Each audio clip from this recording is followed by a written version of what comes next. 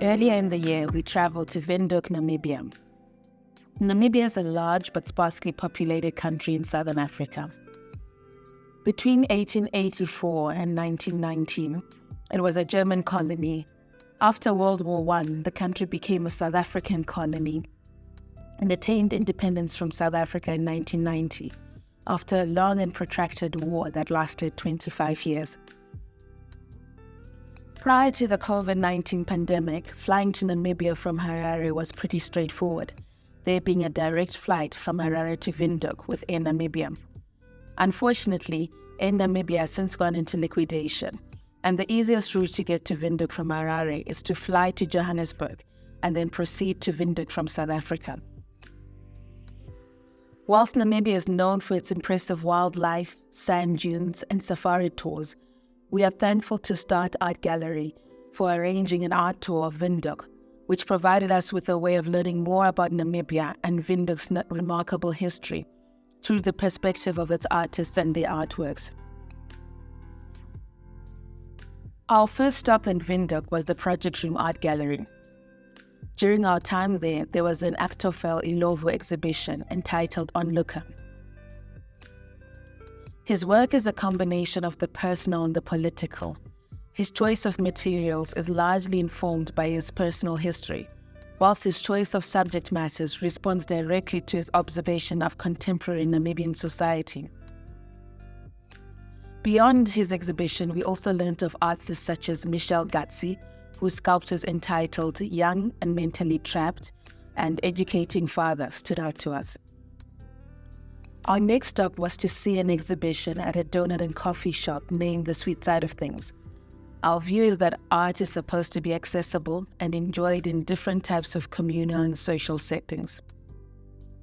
Along with coffee and donuts, we experienced a joint exhibition by Namafu Amutse and Candice Mouton. The exhibition was curated by Start Art Gallery. Both Namafu and Candice are young self-taught artists who are in the early stages of their careers. The exhibition was enlightening, fun, and light-hearted. Our next stop was the National Art Gallery of Namibia, where we experienced an exhibition entitled Ode to the Masters. Often African artists and their contribution to local and global art history is often overlooked, particularly during their lifetimes. This exhibition, an exhibition of its sorts, ensure that works by African artists and the history that such works expound on is experienced by the communities they come from. Artists featured in the exhibition included the likes of Dr. Helmut Lauschke, who is both a medical doctor and an artist. Some of the works that stood out to us are entitled Life Attempt to Help People in Need and Mankind in the Change of Time. Another artist whose work stood out to us at the exhibition is that of Barbara Bolke. Barbara has been a member of the Namibian arts community since 1989 and holds a Bachelor of Fine Arts degree from Stellenbosch University. We also learnt of the work of Nikki Murray, who is represented by Guns N' Rain in South Africa and Start Gallery in Namibia.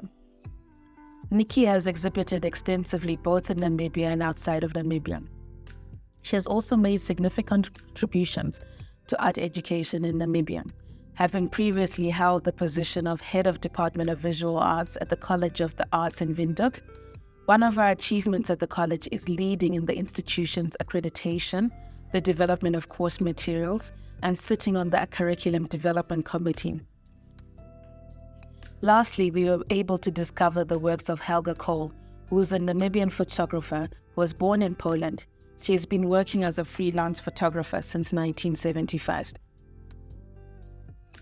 Our last stop was Start Gallery's showroom, where we were able to see a range of beautiful and historically relevant works by Namibian artists. One artist that caught our eye was Tony Figueira, who was born in Angola in 1959 and moved to Windhoek, Namibia as a young child. His works depict the beauty and intricacy of the human experience, the pre- and post-independence struggle for freedom and justice in Namibia and the rest of Southern Africa. Finally, the ultimate highlight of our Start Gallery visit was being able to see the works of Ishe and Shangi. Our two favorite works are two masks in our collection entitled Deep Smile 2 and Deep Smile 3, both of which were made in 2022. Ishe, as a Namibian artist, was born in 1981. She works across a range of mediums including printmaking, sculpture, and mixed media. She is a graduate from the College of Art in Windhoek. Her work explores the relationship between the pursuit of wealth and the place of tradition in a contemporary society, and between tradition and gender in this context.